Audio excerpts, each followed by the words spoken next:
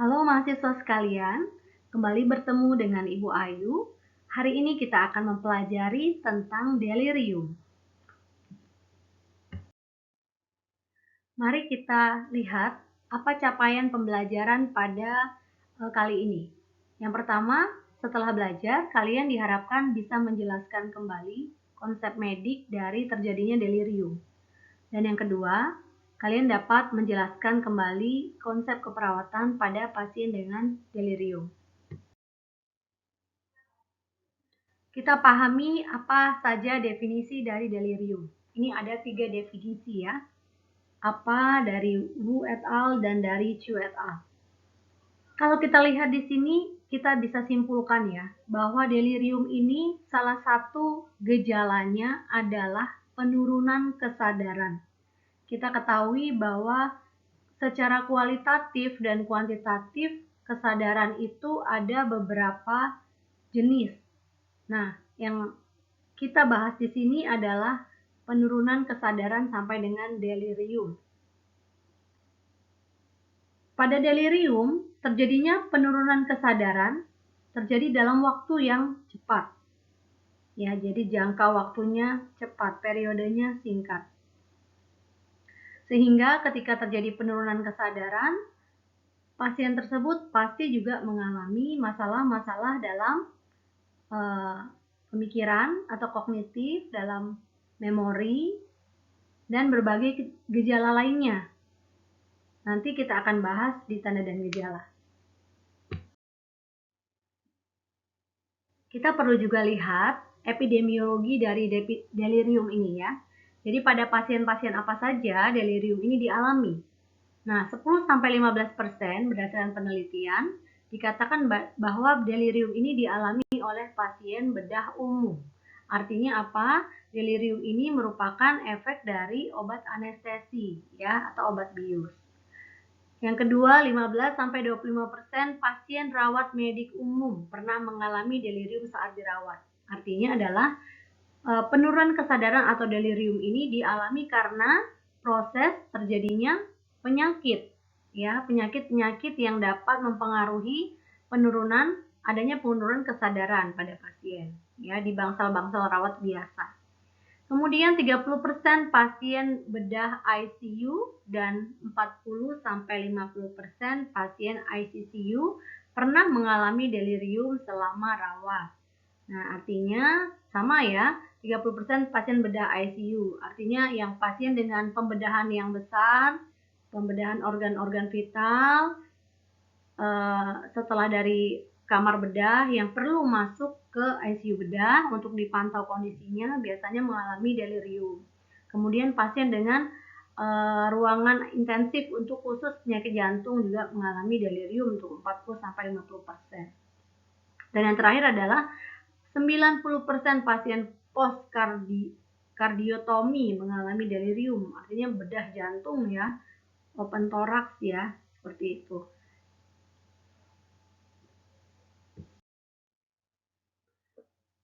Nah, jadi apa saja sih penyebabnya dari kondisi delirium ini? Yang pertama adalah karena kondisi medis umum.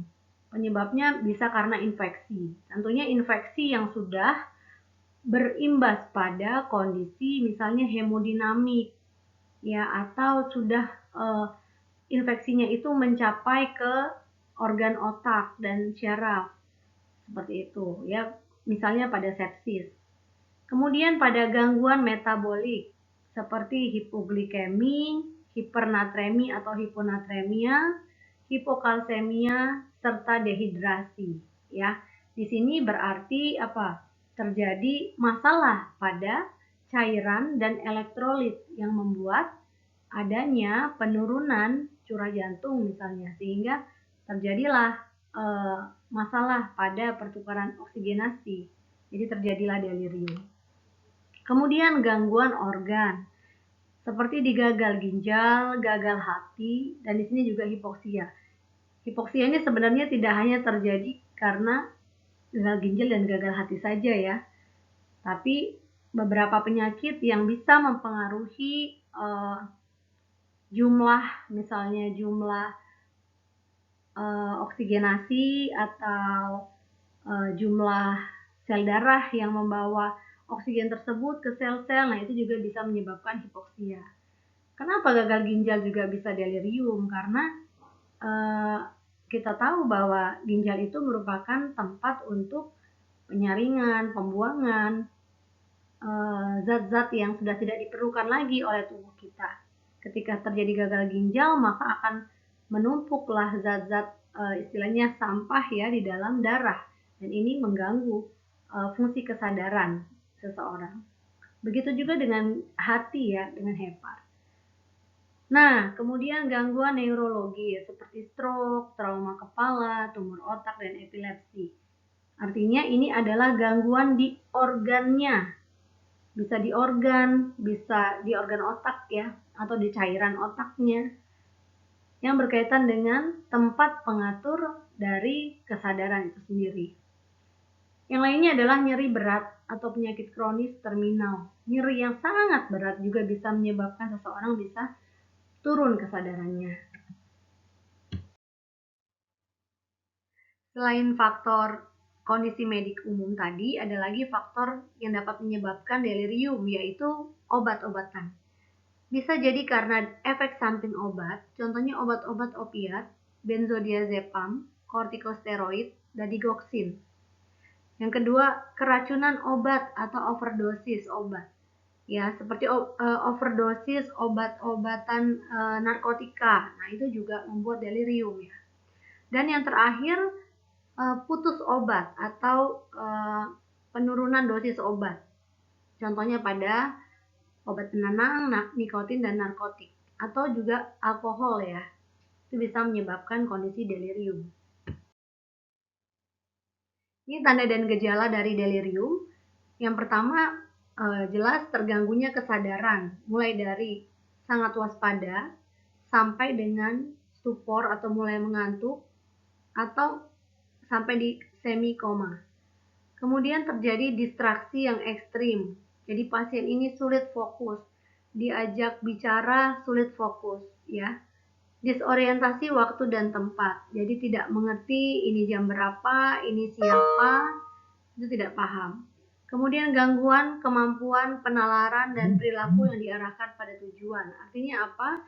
Tindakan atau perilakunya menjadi tidak terkendali ya, tidak logis. Apa yang disampaikan itu tidak logis, seperti itu.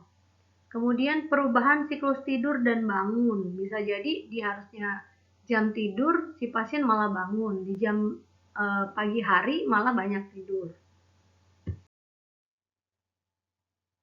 Kemudian adanya ketidakstabilan emosi. Jadi pasiennya ini mudah sekali emosi atau marah, mudah marah, irritable ya.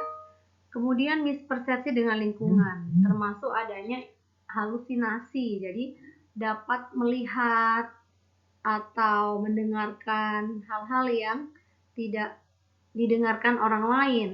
Ini terjadi karena overstimulasi, ya, seperti itu.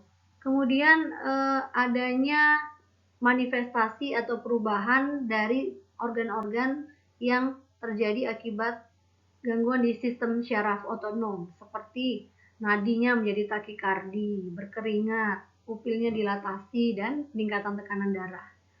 Nah, pembicaraannya incoherent, ini udah mulai ke speech ya, incoherent, tidak nyambung. Kemudian tidak mampu mengingat hal-hal yang jangka pendek, ya. Gangguan dalam mengarahkan atau perhatian ya, atau fokus. Kemudian sudah jelas karena adanya masalah dalam pergerakan, dia juga keseimbangannya jadinya buruk ya.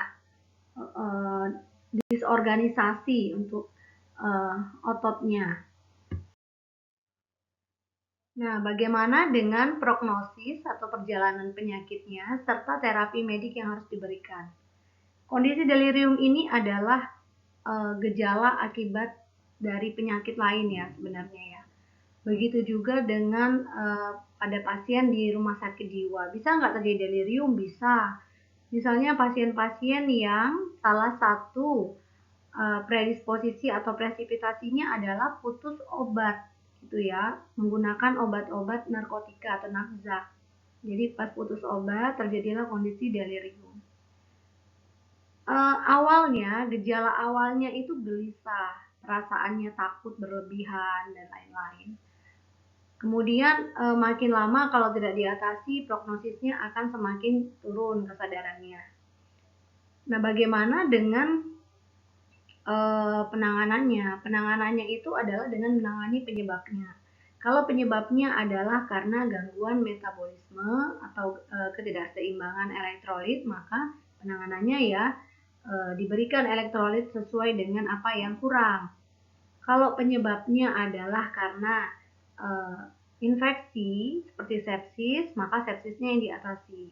Kalau penyebabnya akibat gangguan vaskularisasi di cerebral, maka itu juga yang diatasi ya.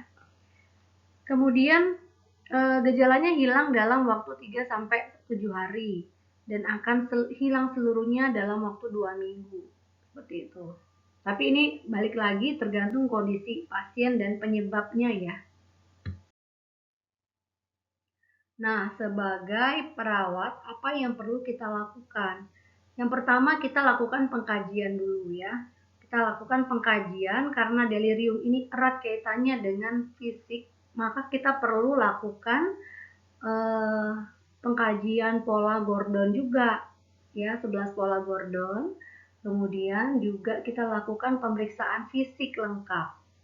Nah, hal-hal apa saja yang menjadi inti dalam pemeriksaan? Yang jelas adalah tingkat kesadaran, baik kualitatif, ya dari kompos mentis sampai koma kita cek.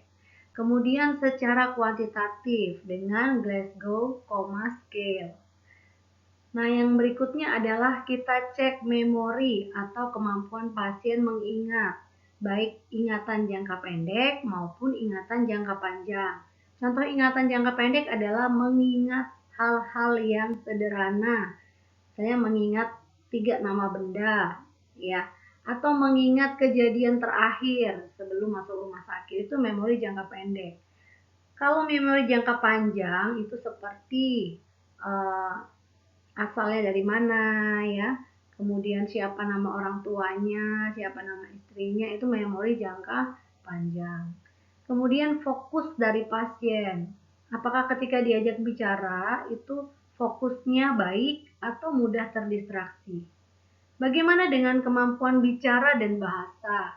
Kemampuan bicara artinya dia mampu mengungkapkan apa yang ingin disampaikan, ya, sesuai atau koheren antara apa yang ditanyakan dengan jawaban, kemampuan bicara. Nah, bahasanya seperti apa? Kadang-kadang karena masalah gangguan kesadaran ini, ada juga yang mengalami kerusakan komunikasi verbalnya. Jadi terbentuk bahasa-bahasa yang baru yang sebenarnya tidak ada artinya, kayak gitu. Kemudian adanya gangguan persepsi sensori, dalam hal ini halusinasi. Berarti kita lakukan pengkajian halusinasi dengan tipe-tipenya, ada 5 jenis kan halusinasi, apakah itu dialami oleh pasien. Apabila dialami maka kita lakukan pengkajian mendalam, identifikasi jenis halusinasinya apa, kemudian kontennya apa, kemudian berapa sering dialami, seperti itu. Kemungkinan pasien dalam respon ini nggak seperti yang pasien dengan halusinasi biasa tanpa delirium ya. Harusnya lebih sulit untuk dikaji karena dia mengalami penurunan kesadaran. Kemudian bisa jadi pasien ini juga mengalami delusi atau waham. Ya, misalnya saya ini di sini sedang refreshing, padahal dia datang dengan intoksikasi obat, overdosis obat, dan sedang melakukan pemulihan untuk kondisi deliriumnya. Nah, itu kan waham ya jadinya. Oke, ada juga instrumen yang spesifik untuk mengukur delirium. Berdasarkan riset, ini adalah instrumen-instrumen yang dipakai untuk mengukur delirium dari berbagai aspek. Misalnya, Ada yang membagi apakah pasien dapat dibangunkan dalam kondisi delirium.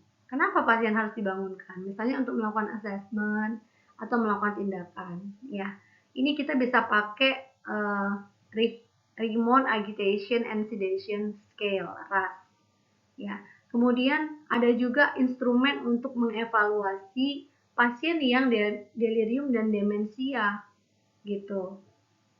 Ini namanya Informant Questionnaire on Cognitive Decline in the Elderly, ya, untuk pasien lansia biasanya kalau demensia. Kemudian alat ukur screening delirium, alat untuk meningkatkan tingkat keparahan delirium, menilai tingkat keparahannya. Ada juga untuk menilai fungsi kognitif atau gejala motorik atau faktor risiko terkait. Jadi ada banyak sekali instrumen atau alat ukur yang berkaitan dengan delirium. Silakan apabila dengan melakukan pengkajian pola Gordon dan pengkajian keperawatan jiwa belum cukup, Anda bisa memastikan dengan memilih satu dari beberapa alat ukur instrumen yang berkaitan dengan delirium.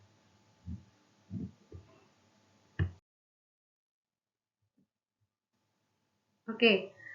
Ini adalah masalah keperawatan yang mungkin muncul pada pasien dengan delirium.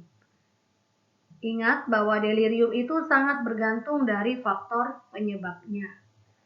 Tapi sudah pasti terjadi penurunan kesadaran, ya. Kita bisa angkat gangguan pertukaran gas apabila memang penyebab dari delirium adalah misalnya karena hipovolemia, ya, atau masalah pada sel darah merah sehingga menyebabkan hipoksia sehingga terjadilah delirium. Nah, atau resiko perfusi cerebral tidak efektif. Ini pada pasien delirium yang penyebabnya adalah masalah pada organ kepala, otak dan syarafnya, ya. Contohnya pada pasien stroke, pada pasien dengan cedera kepala berat, ya, pada pasien dengan epilepsi, kemudian pada pasien dengan bedah-bedah kranial, nah itu bisa kita ambil, ya. Kemudian ketidakseimbangan elektrolit tadi ya pada pasien-pasien yang mengalami hiponatremia, hipernatremia atau hipokalemia. Kemudian resiko hipovolemia pada dehidrasi, konfusi akut apabila memang deliriumnya itu sudah mengganggu proses pikirnya, pasiennya jadi tampak bingung, jadi susah diarahkan, jadi gelisah, kita bisa angkat konfusi akut. Atau juga ansietas, ya, seperti itu. Oke, itu tadi sampai di diagnosa perawatan. Kita punya PR untuk membaca lagi di intervensinya. Intervensinya apa untuk masing-masing diagnosis keperawatan tersebut, ya. Jadi kita harus buka standar intervensi keperawatan Indonesia atau juga bisa nursing intervention berkaitan dengan masalah delirium, ya. Intervensi keperawatannya sama seperti sesuai standar saja. Oke, ini adalah daftar pustaka yang digunakan. Apabila ada pertanyaan, Anda bisa sampaikan di ruang diskusi di LMS atau juga bisa disampaikan ketika kita melaksanakan perkuliahan tatap muka di kelas. Selamat belajar. Terima kasih atas perhatiannya.